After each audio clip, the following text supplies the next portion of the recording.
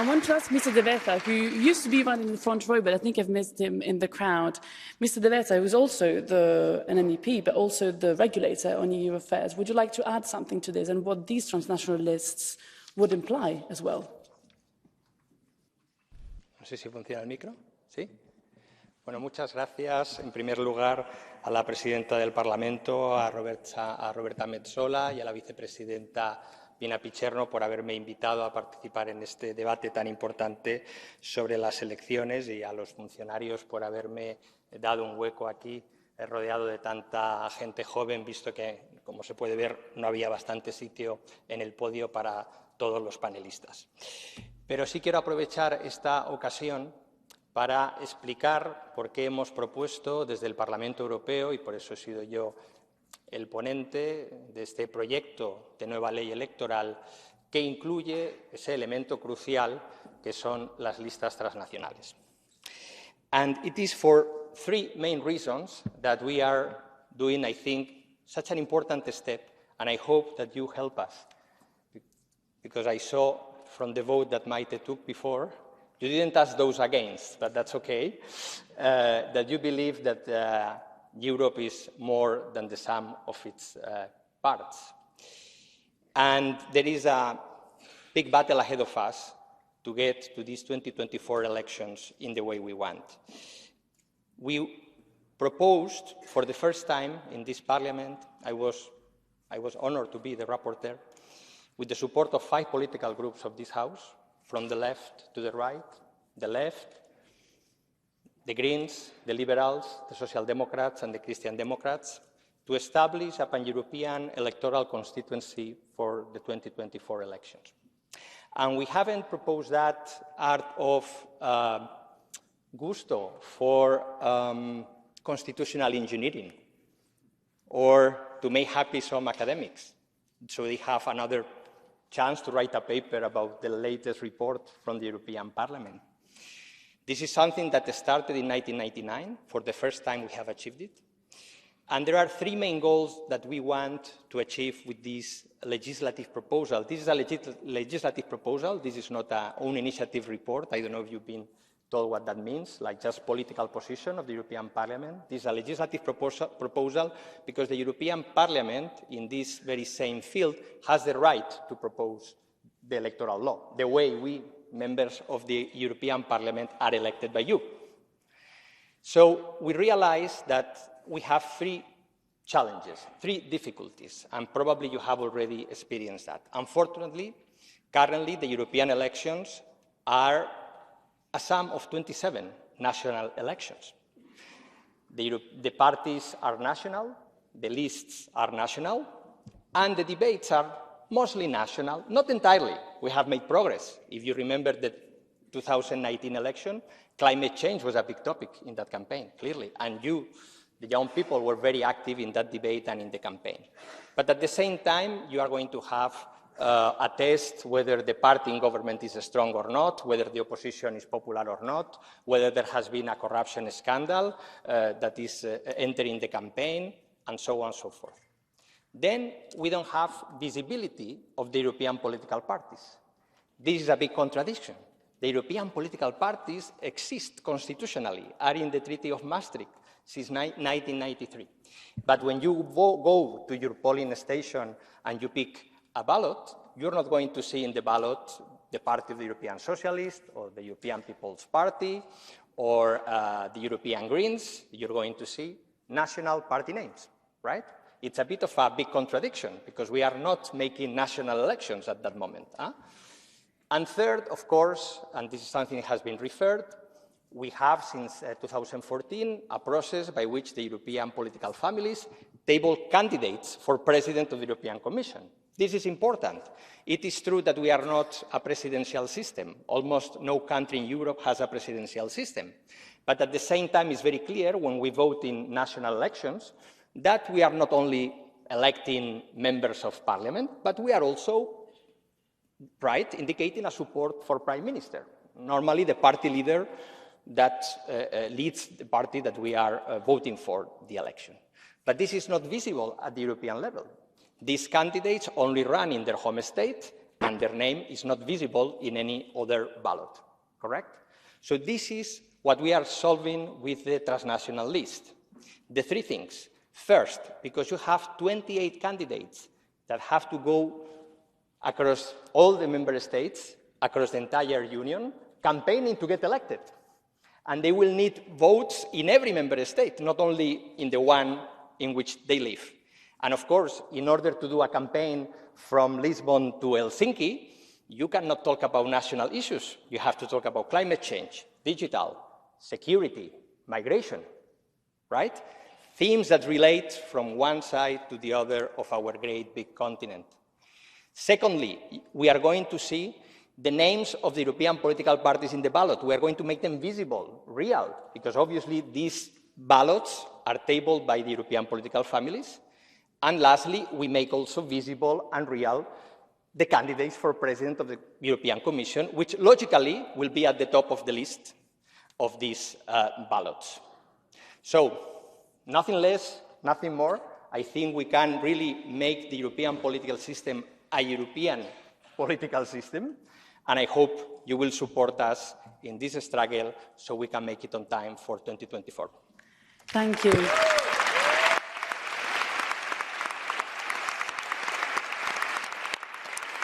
Thank you very much, Mr. D'Aversa. And it is now a great time for our first round of questions. So I welcome anyone who wants to take the floor.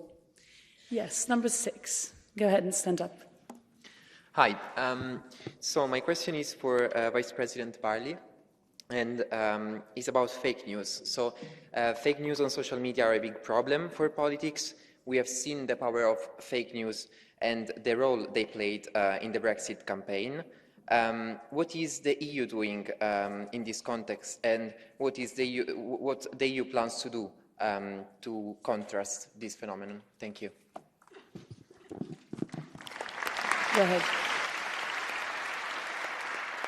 Yes, thank you very much. It's really one of the crucial questions, as I already mentioned. And we don't use actually the notion fake news. We prefer to say disinformation because it's always, we as politicians are in a very difficult situation here because you have to draw the line between countering disinformation and sort of censorship, especially because it is, you know, when it comes to elections, because you very quickly face the problem that, you know, if you go too far, then people will say or have the feeling that you're actually trying to intervene into a debate. And also the how the traditions are in certain member states is very different. I mean, the extreme is, of course, the US, you know, with the First Amendment, where you can really say just about anything. And if I can refer to my home country, for example, denying the fact that there was a Holocaust in my country is a crime. It's a criminal offense. So you have to, and what we do not want is ministries of truth, like in Harry Potter, you know, having someone who says this is the truth and this is not. So this is what makes it so delicate.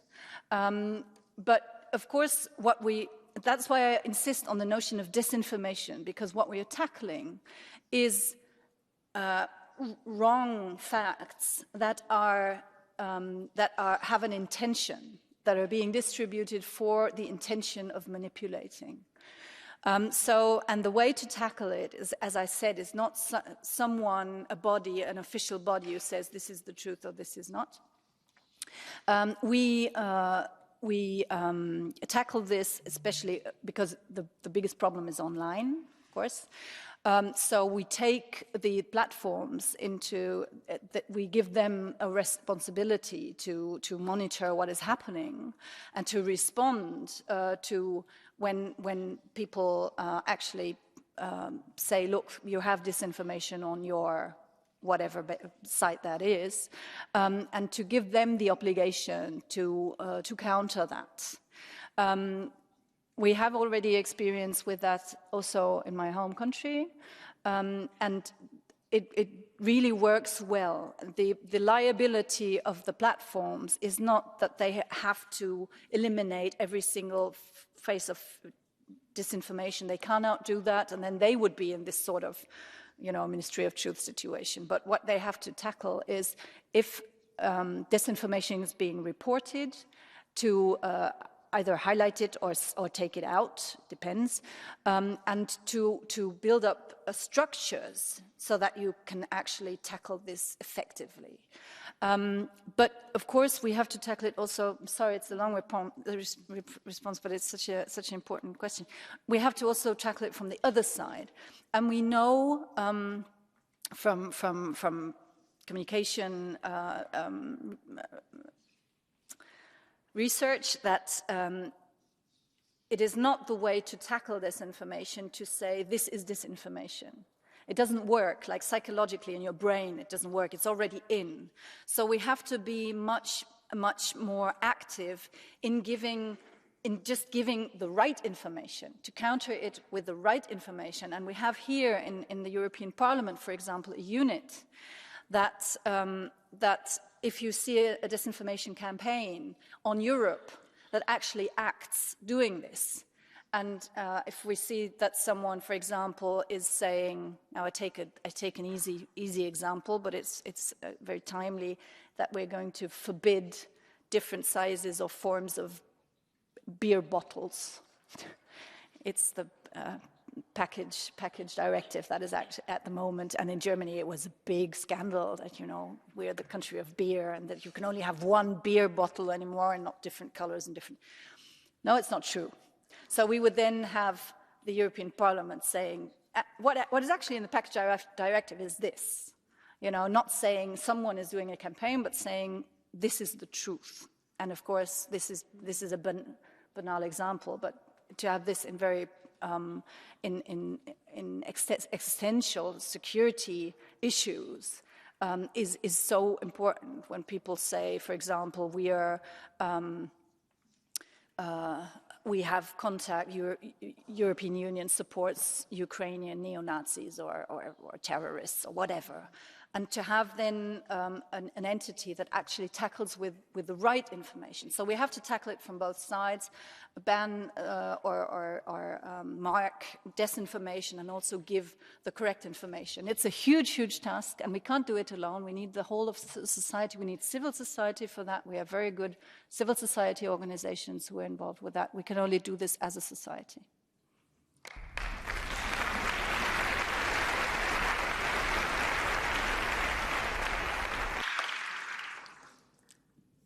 Number 80, you want to stand up? Yeah, first of all, hello to everyone, and thank you for giving me the possibility to speak out here. My question is to all of you guys, and especially to Ms. Barley as one of the vice presidents here. It is referred to the role of the European Parliament, especially to the future role of the European Parliament, because we were thinking about the fact that the European Parliament is the only institution who is directly legitimated by the European citizens. We have the right to elect the European Parliament, but at the same time, it is the only institution in the whole world who has not an own initiative right for making legislative proposals, because this is just a task which is given for the European Commission and not for the European Parliament. So at the end of the day, it seems to be not more than just a symbol for the European democracy, because besides of some consulting functions of the European Parliament, it has not a huge impact of the outgoing of all the political debates and reforms and discussions in the European Union. So why should we, throughout these circumstances, should still go to the elections next year? What is the motivation? Thank you.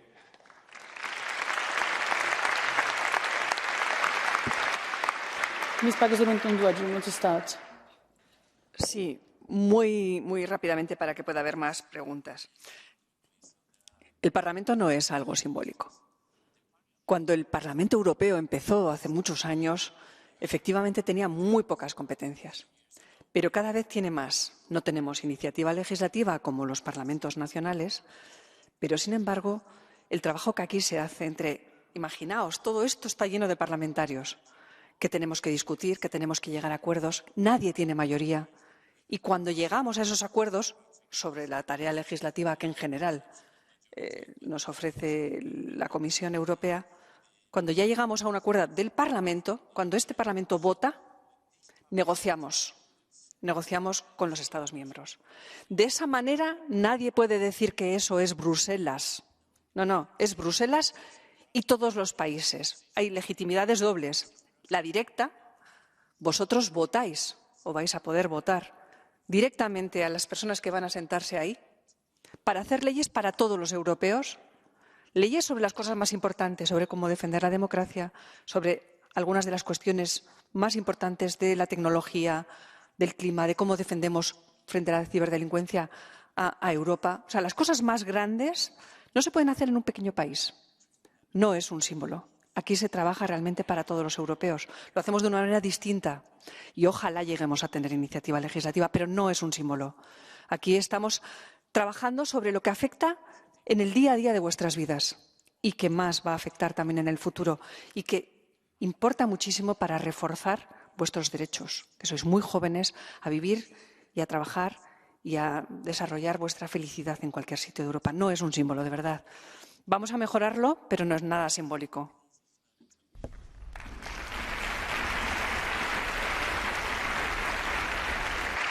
So I'd like to have the Vice President contribute on this and Attila as well. Keep it relatively short. Thank you. Yes, thank you. Yes, Maite already said so much about it, which I of course support. And I thank you very much for taking this up because it was my presumption, and you actually confirmed it, that this is one of the reasons why people say, why should we actually vote? And it is also a question of how the legislative process is being reported on in media. And we also invite media very often to explain them how this works. For example, just a couple of days ago, the Council agreed on a consensus on migration. I don't know how you feel it, but a lot of people I talk to think that this is now how it's going to be. No, it's not. It's the Council's position that they agreed upon a couple of days ago. We, as a Parliament, already took our position in April. Now, we are on equal footing, so the Council and the Parliament now will have to find a common ground on this. And it is not even, as it's being reported sometimes, that we are going to work on the position of the Council. No. We are going to, try to merge this. And we will try to bring in a lot more humanitarian aspects than there are in the Council position. Because usually this being a really European body, much more than the Council or the Commission is composed of people who have been sent there by their national governments. So it's actually two institutions that are more or less dependent or originated from the national sphere, and we are the only ones who are really European. So if you want more European, say, spirit, and we have this here, then you have to go to vote for the European elections and for the Parliament. And just the last point, here we vote very freely. So we vote on a legislation, and sometimes we have 150 or 200 amendments on one piece of legislation, and we vote on every single one. And every single vote counts. And it's not that socialists vote like this, and conservatives vote like that, and liberals vote like that. No, every single member votes. And we have decisions that are, last plenary session, we had a decision that was equal. We had 350 to 350 or something. So every single person here in this plenary matters for the fact what is going to be the legislation on such important issues as we have already named. So it is of utmost importance who is sitting here. And therefore, I can just ask you to spread this message. It depends on us, 705 who are sitting here, every single one of us, how your future and our future is going to look like.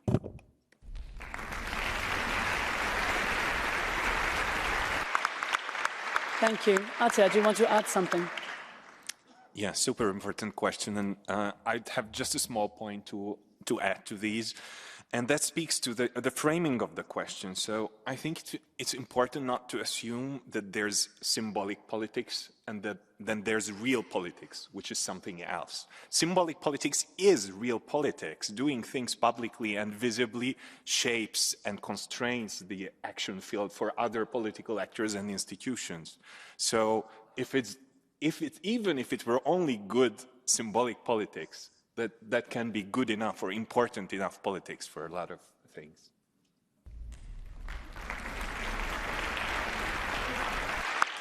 Thank you. That is an excellent point. We will go back to questions in just a little while. So I just want to ask Katerina right now, if you can talk about what young people can do locally to get involved. Now, this is something that is essential. It comes from one side, but it also comes from the other. So what can we do? Okay. Well, firstly, I think that the good news is that young people are often not informed or told that they have more options than those that they immediately perceive. There are really multiple ways to become active on the local level, and they start from volunteering, and it might not seem related to European elections, but it really does start from becoming active and engaged on the local level, on the national level. And then you become more aware of what is there also from the European level.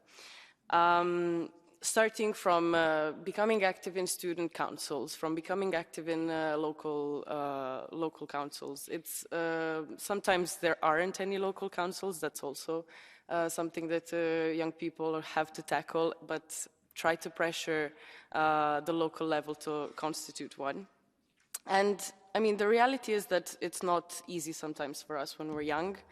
We often feel like we're not entitled to have our voice heard, and we think that trying to create change is kind of a fool's errand, that it will never come to fruition. But this is exactly why it is important that all young people on the local level know that there is a place for them in the community, that their vision and ideas are relevant and needed, and that the change might not be immediate. That's something that sometimes we want to see things change from today to tomorrow, but bit by bit you do manage to move the boulder, especially when you gather and you do it together and you join forces.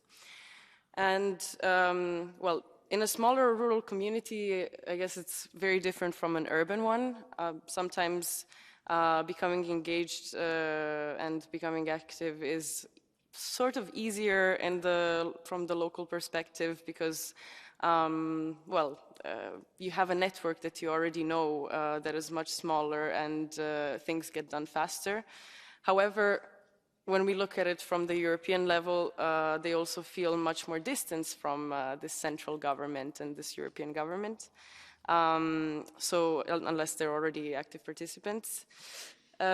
So yeah, I would say that even though it seems irrelevant, becoming active is something that starts from European opportunities, and it's great to become participants of programs that are there for youth. Youth very often is not aware of that existing. That's something that while we're here, we are all people that already got this information, but there are networks that are there, and I wanted to actually touch upon the question on this information. There are really civil society networks that are there for young people from the European level to the national level to the local level that do exactly that. The ERICA network that I'm part of as a youth ambassador is actually, ERICA stands for European Youth Information and Counseling Agency, and what they do is they train the national members to then train their local members to inform young people about everything, not just politics, not just where they can vote, but literally everything, what their opportunities are, what opportunities are there, and of course they're related to European opportunities because they do, at the end, trickle down to the local level. It's just that the young people are not aware. Very often there's also some sort of skepticism that starts, even though young people do receive this information. They feel like it's too good to be true. It seems irrelevant, but it is not. When we inform young people that they're able to go to an Erasmus project somewhere abroad and it's all paid, the European Union pays for it, and they're like, okay, it's impossible. There's something wrong here. Somebody's going to get my kidney, but it's not true. But another seemingly irrelevant thing that really hinders the work of organizations on the local level is unfortunately a little bit of bureaucratic burden. It really might seem like it's not important, but especially for young people that want to become active, it's very difficult to navigate how to actually receive, for example, funding for something they want to introduce on the local level. But the good news is that there have been steps done that are very positive. For example, for Erasmus+, there is the Erasmus+ accreditation that makes the work so much easier. The European Solidarity Corps quality label, maybe you're not aware of what I'm talking about fully, but they really do, they are ways to make this bureaucratic burden, even for young people that want to be active, a little bit easier. So yeah, what I would like to say in that sense is that,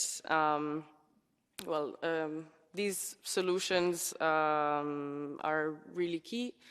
Young people have a place in the local level, and the only way to make sure that they are active and that they do vote even on the European 2024 elections is that they receive the information necessary to be able to make an informed decision. And this unfortunately does not have a systematic solution to it. There's no, I actually got involved in, I went to study business and then I went to study international relations. Why? It doesn't sound very good, but because I felt like I was ignorant about it and nobody taught me anything about it. So I think that you need to start to teach young people this information and to make them aware, like the young gentleman in number 80, he is aware of the fact that there is, that the Commission proposes legislation and then feels like the European Parliament is not so maybe relevant for, but this view is from an already informed citizens. We're talking next step. Certain skills need to be developed in school, also in terms of this information. Skills such as critical thinking are, let's say, the way to make sure that you don't censor information, but the people that consume the information are aware of what they're consuming and what they're reading. So I guess. Yes, thank you, Katerina. Yeah, thank you.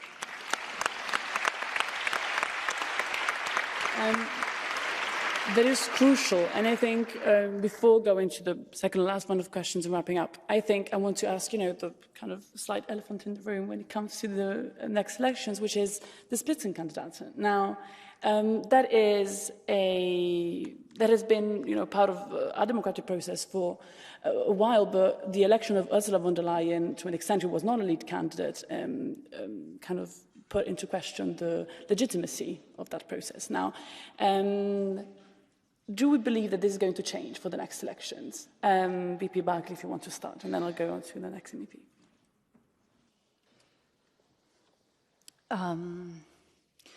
Yes, we were very deceived by how it went last time. Ursula von der Leyen was a colleague of mine in the German government. I like her, but I still voted against her. And I told her I will, because I promised to my voters I will only vote for someone who ran as a Spitzenkandidat.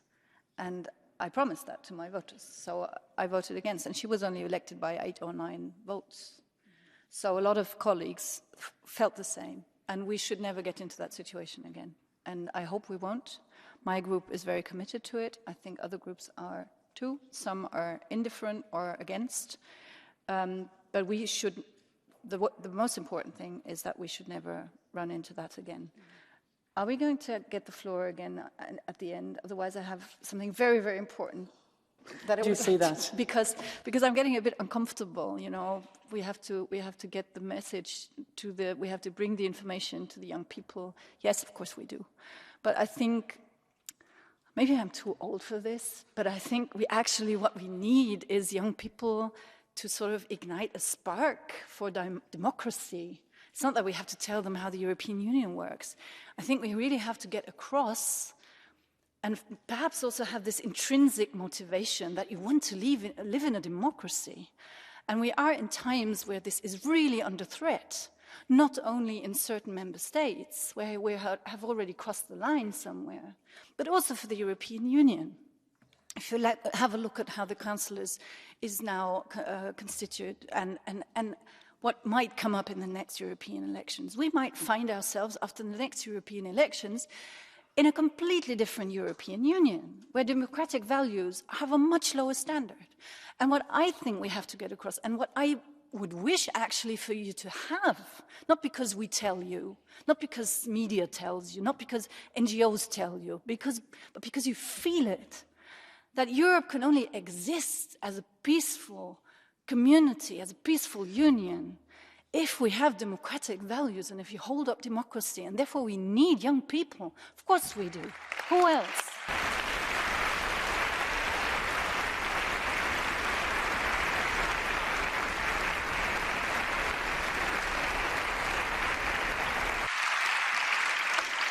If you want to add something, just briefly, so we can have more time for questions. No puedo estar más de acuerdo con Caterina.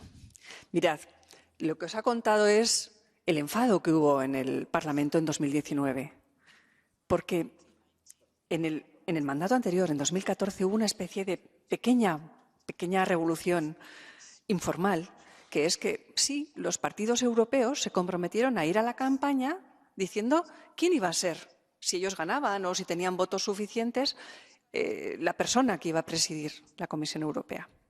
Y en 2014 se hizo así. Y fue elegido Jean-Claude Juncker como presidente de la Comisión Europea. Pero hubo muchísima presión, porque los euroescépticos y conservadores británicos, todavía no había ocurrido el Brexit, no querían que fuera Juncker luxemburgués, porque pensaban que era muy europeísta.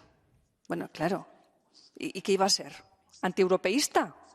Bueno, Juncker, que era un zorro viejo, que tenía mucha experiencia, que además conocía bien la política del Consejo, porque él había sido presidente por Luxemburgo, resistió. Y el Parlamento resistió. Y fue pues una Comisión Europea que él llamó política. Pero en 2019, que volvieron a ir los partidos europeos diciendo quién iba a ser la persona que ellos pensaban que si ganaban las elecciones o que si tenían mayoría sería presidente o presidenta de la Comisión. Y no se respetó esto. No es ley, pero fue un acuerdo. Entonces, yo lo que os digo es lo siguiente. En estas elecciones que vienen, los partidos políticos europeos pensamos que también van a decir cuál es la persona que ellos piensan durante toda la campaña que van a querer que sea la persona que nos represente o que ejecute su trabajo como presidente o presidenta de la Comisión Europea. Lo que sí podéis pedir es que ante notario o públicamente cuenten si eso va a ser así para pedirles luego cuentas, que sea transparente. Que los grupos políticos que no crean en esto, vale, pues muy bien. Pero los partidos europeos que crean en esto, que crean que hay que hacer la campaña diciendo quién va a ser la persona que después va a estar en la comisión, si ellos ganan, o que ellos vayan a pactar, es importante que sea transparente e incluso que lo digan ante notario, porque es muy feo y genera mucha frustración después si se dice una cosa y se hace otra. No es obligatorio, pero quien se comprometa, que cumpla. Yo solamente digo esto. Exigidlo. Thank you. Let's quickly take a couple more questions. 356. You can stand up. I believe the message is pretty clear. We're here to prepare the next 2014 elections as the future generation. It is also obvious that most of us in this plenary are politically oriented. But my question is, how do you get young people from the priority neighborhoods, the urban areas where I'm from, to vote and be interested in the spirit of Europe and give them back the taste of voting, especially in moments of national tensions and social disparity. Thank you.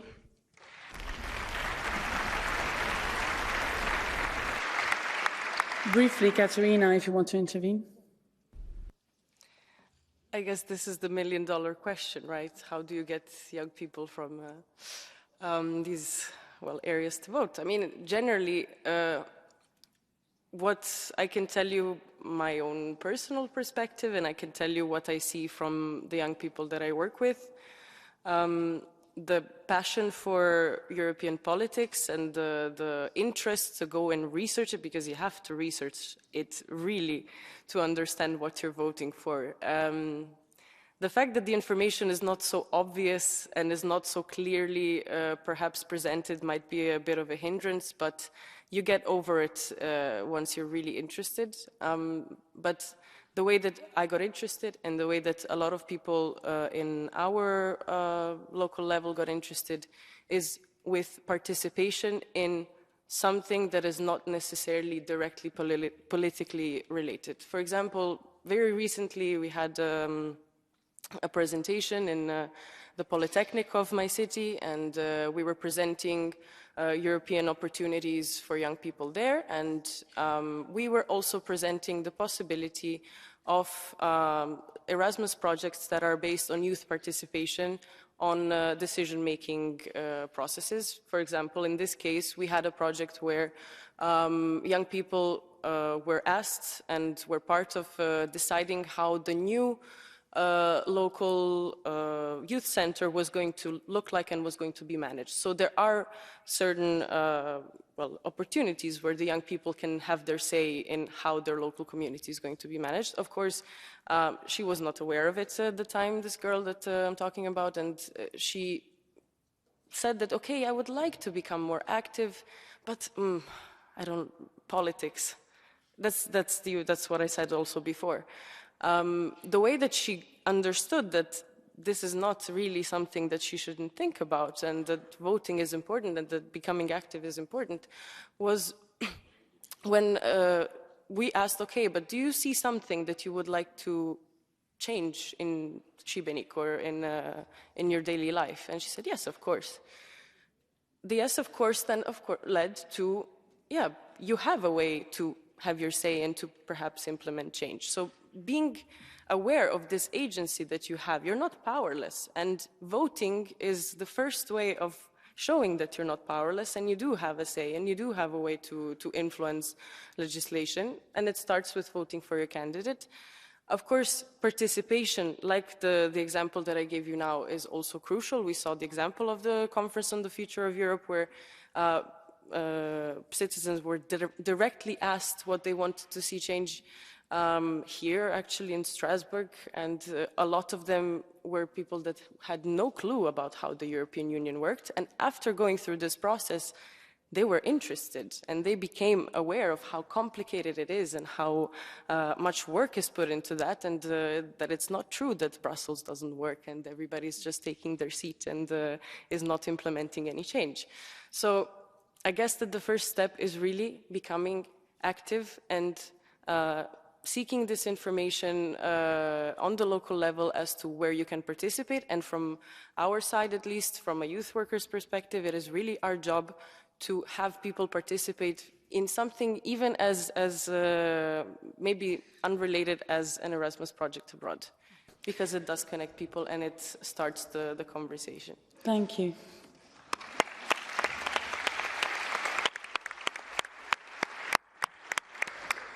(218). If you want to ask a question. Yeah, 218. Hello, I will continue in French.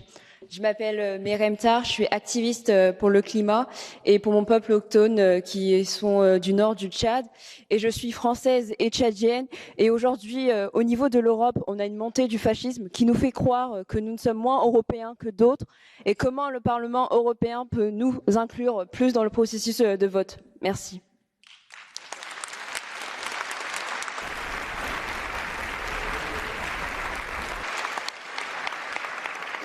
Do you want to start, MEP? Maite.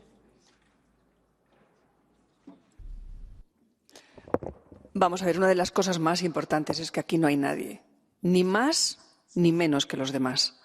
Yo creo que es algo que tenemos muy, muy claro en las instituciones europeas y en este Parlamento, y que también, Caterina también participaba, igual que Devesa, en la conferencia sobre el futuro de Europa, es algo que la ciudadanía nos dice constantemente. Aquí no hay nadie que sea más ni menos, ni en derechos, y lo que queremos es que haya igualdad de oportunidades y, desde luego, no aceptamos ninguna otra forma de discriminación o de hacer a alguien menos que los demás. O sea que, para nada, vamos a dar las mismas oportunidades, tenemos todos los mismos derechos y la misma dignidad. Somos ciudadanos, no vasallos. Esto es una democracia y lo que no queremos es caciques.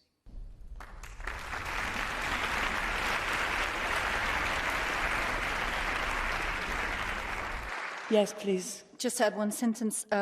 I already mentioned that we are a much diverse parliament than I think a lot of others.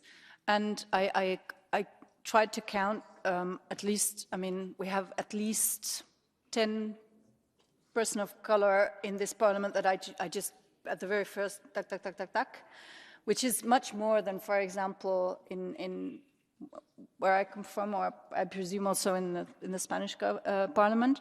So I think the first way of encouraging or also showing is to have the people concerned participating themselves, not even listening to them indirectly via NGOs or whatever, which we also do, but having them here and deciding with us and having them raising their voice in the debates. And this is what is happening here. So in this respect, I think this parliament is a quite progressive parliament.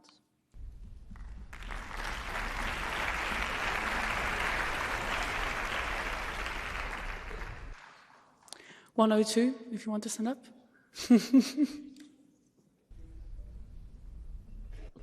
Very much for the opportunity to raise my voice, and I appreciate my fellow participants for expressing our fundamental human right as well as our civic responsibility. My question will be directed to lowering the voters' age.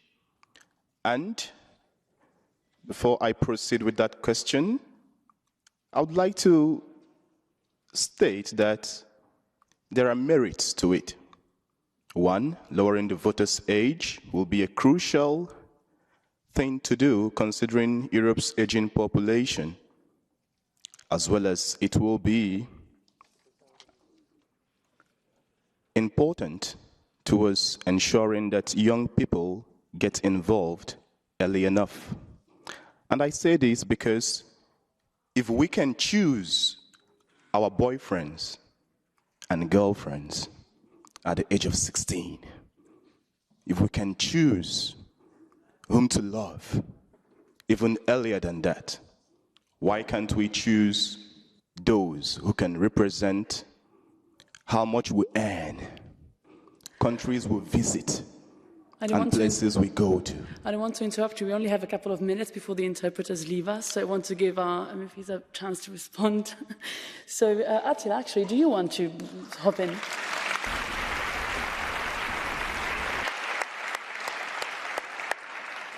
Sure, and I want to start with saying I'm fully on board, but it's not only me, but if you actually have a look at the European examples, Austria has a voting age of 16 already. So it's not like European parliamentary elections somehow collapsed when Austria votes in their representatives. And I think there's really no good reason whatsoever for not extending that Europe-wide. Of course, what you need to see, I think, is that any extension of the franchise, basically, throughout the history of elections was a result of political struggle. So it's not something that you ask for or that you hope for. It's something that you demand and that you fight for. Those who are holding power right now are not necessarily keen on extending that power to newer and newer groups again. But I think that just speaks to the significance of youth mobilization and taking that mobilization on a European level and applying that to European regulatory aims as well. Thanks. So we're unfortunately out of time. Thank you so much for coming here, and this is our last day here, so enjoy the last activities and do go to the village. And most importantly, next year, vote. Thank you for coming.